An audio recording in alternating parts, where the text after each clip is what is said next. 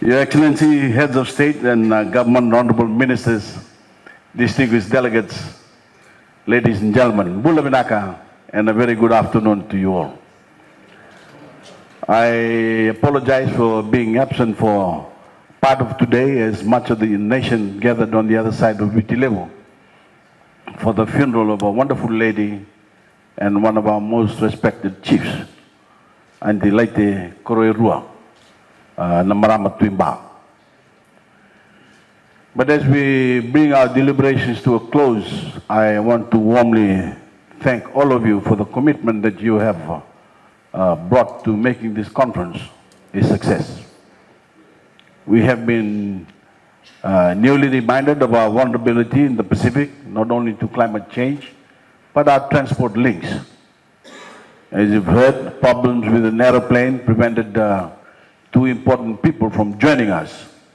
The current chair of the PCID, His Excellency, the President of Nauru, and the leader of one of the more climate vulnerable of our members, President Heine of the Marshall Islands.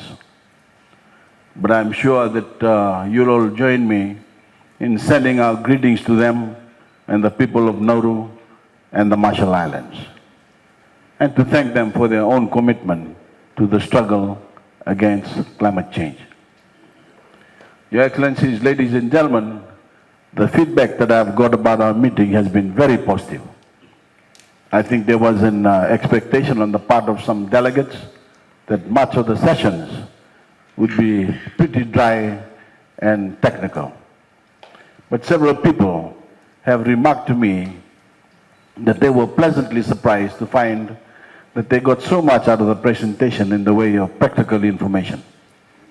Information that was news to them and can really make a difference. We range across many subjects, from climate adaptation funding and insurance to ways in which we can boost our food security in the face of climate change. And I know there was certainly a great deal of interest in the issue of agriculture, such as the way we use the use of compost can transform our ability to grow crops on even the most isolated and sandy atolls.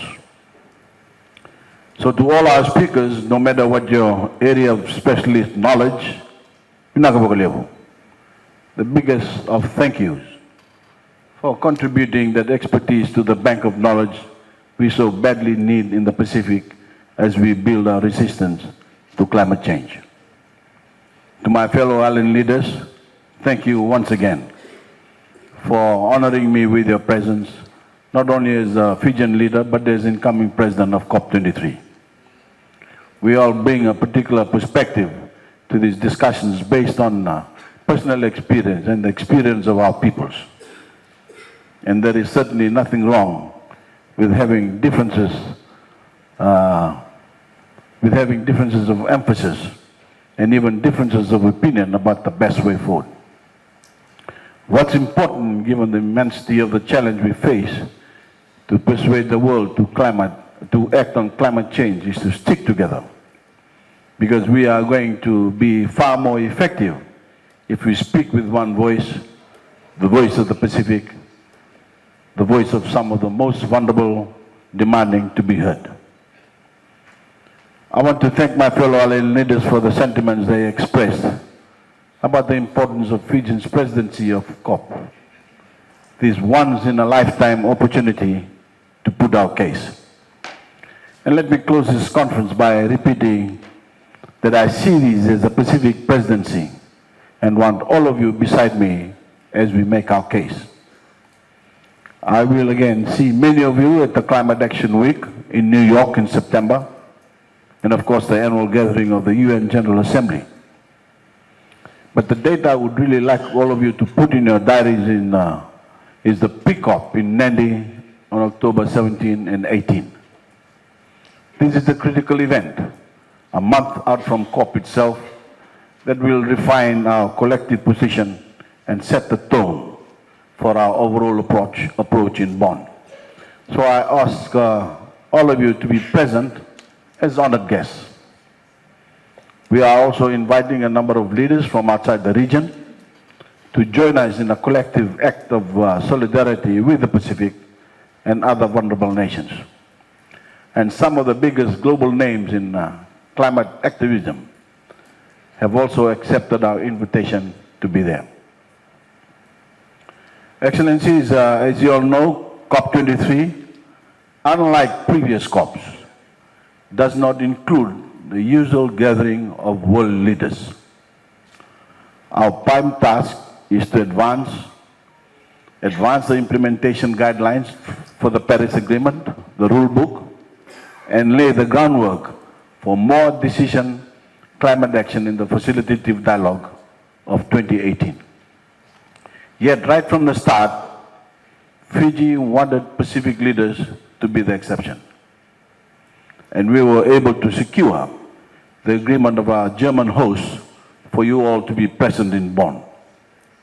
The Pacific presenting a united face alongside Fiji as president to remind the global community of what's at stake and remind it of its obligations to pursue decisive climate action.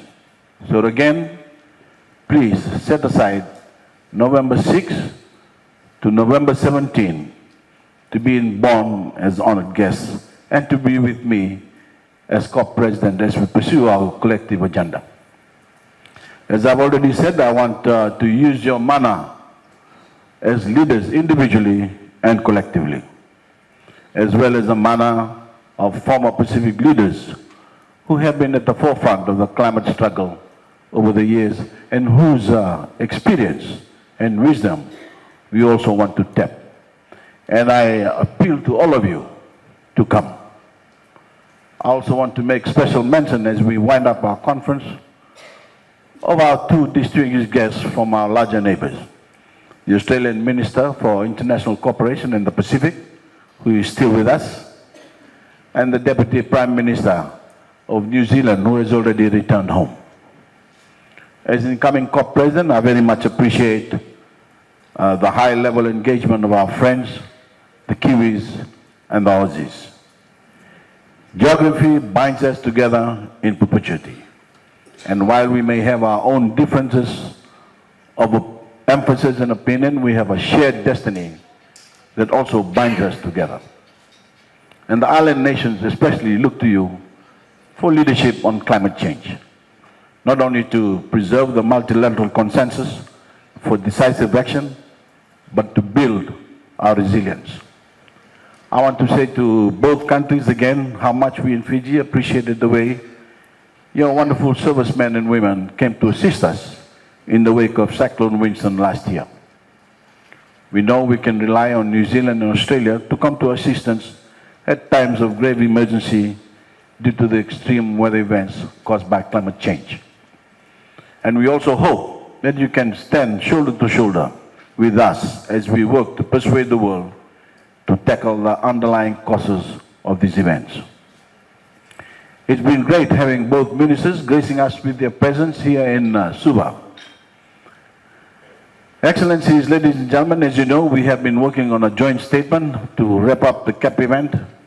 But right now, it remains only for me to thank you all warmly for your participation. And until we gather together in October and Bonn in November, and of course, the UNGA in New York in September, we wish you all a pleasant and safe journey home. My thanks go to the entire team that has dedicated so many hours to making this gathering a success. To the head of COP23 Fiji Secretariat, John Connor, John, and his hard-working staff, and especially our climate champion, the Honorable Ines Seruratu, Minister and friend. He has shown great energy and commitment, crisscrossing the world, pursuing the action agenda. And as you know, he has played a very important role in these proceedings. I now have the pleasure to formally close the Climate Action Pacific Partnership event. And until we continue our Talanoa session elsewhere, God bless you all.